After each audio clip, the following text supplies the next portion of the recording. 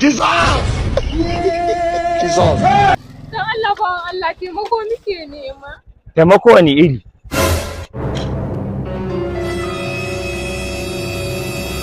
Mashin ɗinka za ka ara mana. Za mu je bikin 'yar gidan sarkin aljanu na duniya, wanda sai ka tsallake ruwan da yake tsakanin China da Togo. Kawai gani dan mahaukaciya, ban san ka ba, baka san ni ba, kawai sai in dau mashin in baka ka tafi bikin 'yar gidan aljanu ƙarshen duniya. Inna lillahi. Albishirinka. Goro.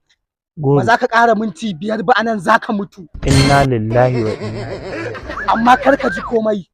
Ni nan da kake gani zan yi shekara 5550 a duniya. Don haka zan ma wani alfarma guda ɗaya.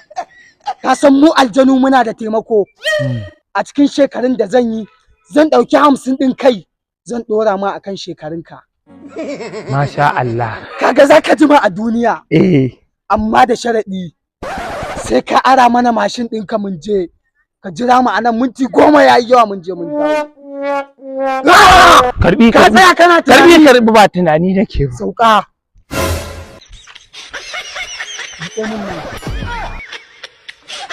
Za ki hau ne ko za ki biyo ni ta iska? Zan hau.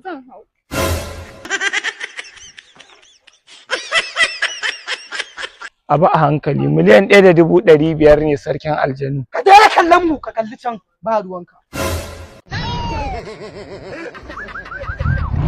Sai mun dawo.